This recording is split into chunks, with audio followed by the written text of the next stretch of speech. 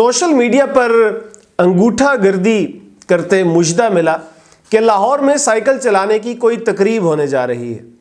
واضح رہی کہ اس جملے میں انگوٹھا گردی آوارہ گردی کے مترادف کے طور پر استعمال ہوا ہے، غنڈہ گردی کے معنوں میں نہیں۔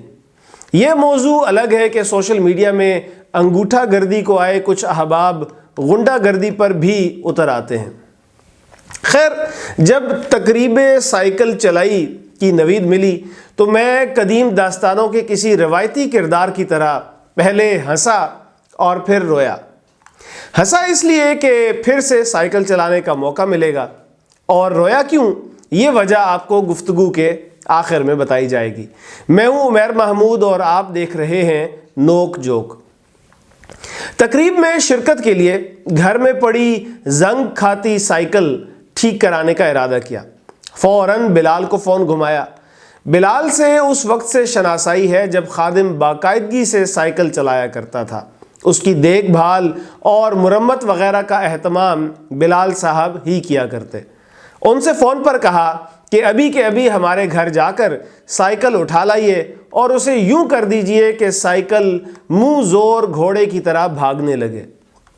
انہوں نے فرمایا کہ سائیکل صرف قوت تخیل کے سہارے چلتی تو منہ زور گھوڑے کی طرح بھاگ سکتی تھی، لیکن چونکہ ایسا نہیں ہے لہٰذا سائیکل اتنی ہی رفتار سے چلے گی جتنی قوت سے آپ پیڈل مار پائیں گے۔ ٹھنڈی سانس بھر کر ایک نظر اپنے دکھتے گھٹنوں پر ڈالی اور بلال صاحب سے کہا، چلیے یوں ہی صحیح، لیکن آپ سائیکل تیار کر دیجئے، اس پر برسوں سے پڑی گرد صاف کیجئے، اس کا زنگ کھرچ ڈالیے، ٹائروں کی ہوا پوری کر دیجئے، غرض ایسا کر دیجئے کہ سائیکل مسلمانوں کے ماضی کی طرح تابناک اور ناسا کے راکٹ کی طرح سبک ہو جائے۔ اتوار 28 فروری کا دن اس سائیکل ریس کے لیے طے پایا تھا۔ وہ دن آنے تک ہم خواب میں بھی سائیکل ہی چلاتے رہے۔ ہفتے کی رات صبح 8 بجے کا الارم لگا کر سوئے۔ عرصہ دراز سے طبیعت کچھ نوابی سی ہو چکی ہے، الارم سے آنکھ نہیں کھلتی، صبح چائے پیش کی جائے تو جاگتے ہیں۔ اتوار کی صبح بیگم کو چائے کے لیے اٹھانا ظلم سا محسوس ہوا، لہٰذا الارم پر ہی تکیہ کر کے سو گئے۔ اب صبح 8 بجے الارم بجتا ہے تو ازلی سستی اٹھنے نہیں دیتی۔ سنوز کا بٹن دباتے اور پکا ارادہ کرتے کہ بس 10 منٹ اور سونے کے بعد اٹھ جائیں گے۔ جب تیسری بار الارم سنوز کیا تو بیگم نے تنگ آ کر چائے اور ناشتہ لا دیا۔ تب اٹھے، نہائے دھوئے، کپڑے بھی یہ دفتر والے پہن لیے کہ تقریب سائیکل چلائی سے واپسی پر سیدھے دفتر ہی چلے جائیں گے۔ سائیکل لے کر لبرٹی چوک کی طرف چلے تو اندازہ ہوا کہ جس کام کو ہم بہت سہل سمجھے تھے وہ اتنا بھی سہل نہیں، کیونکہ وہ زمانے کب کے گزر چکے جب انگ انگ میں بجلی بھری تھی اور ہم سائیکل کو اڑائے پھرتے تھے۔ یہاں تو ایک پیڈل مارنے سے سانس دھونکنی کی طرح چلنے لگی، ایڑی سے چوٹی تک پسینہ بہنے لگا۔ خدا خدا کر کے ہم سینٹر پوائنٹ تک تو پہنچے تو وہاں سے لبرٹی جانے والی سڑک دونوں اطراف سے کنٹینر کھڑے کر کے بند کی گئی تھی۔ پہرے دار چوکس کھڑے تھے۔ بتایا گیا کہ یہ سب اہتمام سائیکل سواروں کے لیے ہے۔ آج کے دن اس سڑک پر چڑیا تو پر مار سکتی ہے لیکن کوئی کار نہیں جا سکتی۔ وہاں سے تیز تیز پیڈل چلاتے لبرٹی چوک کی طرف چلے۔ دور ہی سے ابرار الحق کی ریکارڈڈ آواز صدا دے رہی تھی، آجا نی بیجا سائیکل تے۔ جا بجا بینرز نصب تھے جو آج کی تقریب کا اعلان کر رہے تھے۔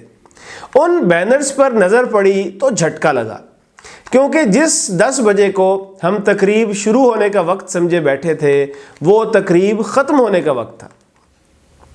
قصور ہمارا ہی تھا۔ صبح 8 بجے اٹھنے کا تصور کب سے بھلا بیٹھے ہیں۔ سوشل میڈیا پر اس تقریب سے متعلق پوسٹ دیکھی تو صرف 10 نظر آیا، 8 پر نگاہ پڑی بھی تو دماغ نے اس پر غور نہ کیا۔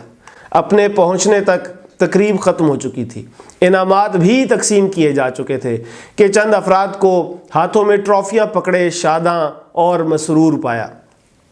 ایک صاحب مائک ہاتھ میں پکڑے اردو گفتگو میں غلط انگریزی کے ٹکڑے جوڑ کر بتا رہے تھے کہ آج کی تقریب کتنی اچھی رہی، اور صبح 8 بجے سے لے کر 10 بجے تک سائیکل چلانے سے ماحولیاتی آلودگی پر قابو پانے کی جانب ایک ایسا قدم اٹھا لیا گیا جو انسان کے لیے تو بس ایک قدم ہے لیکن انسانیت کے لیے بہت بڑی چھلانگ ثابت ہوگا، وغیرہ وغیرہ۔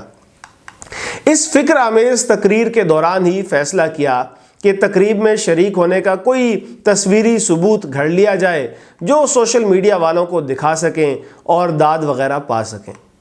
داد کے طلبگار یوں ہیں کہ چلیں تقریب کے دوران سائیکل نہیں چلائی لیکن اپنے گھر سے 7 کلومیٹر دور لبرٹی چوک تک تو سائیکل چلائی اور واپسی بھی اسی سواری پر ہوئی، تو قریب 14 کلومیٹر کی سائیکلنگ، وہ بھی اس ڈھلتی عمر میں۔ منتظمین ہمیں وہاں دیکھ پاتے تو ایک عدد انعام حوصلہ افزائی کا ہی دے دیتے۔ اب آپ صاحبان نے یہاں تک سن لیا ہے تو آپ کی ہمت کو سیلوٹ ہے۔ بس آخری بات سنتے جائیے، وہی جس کا ذکر آغاز میں کیا تھا کہ تقریب کا سن کر رونا کس لیے آیا۔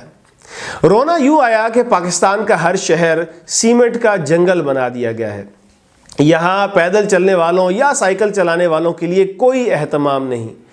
گاڑیوں کی رفتار اور سہولت کے لیے سڑکیں چوڑی کی جاتی ہیں، انڈر پاس بنائے جاتے ہیں، اوور ہیڈ برج بنائے جاتے ہیں، تیز رفتار گاڑیاں زن سے گزرتی رہتی ہیں اور سڑک کنارے کھڑے پیدل افراد یا سائیکل سوار سڑک پار کرنے سے بھی ڈرتے رہتے ہیں۔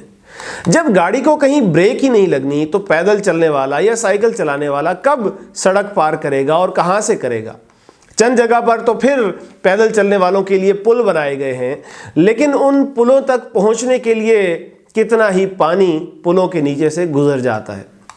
اگر آپ واقعی چاہتے ہیں کہ سائیکل کا کلچر فروغ پائے تو ایسا سال میں 1 دن 2 گھنٹے کے لیے سائیکل چلانے سے نہیں ہوگا، بلکہ اپنے شہروں کو سائیکل فرینڈلی بنانا ہوگا۔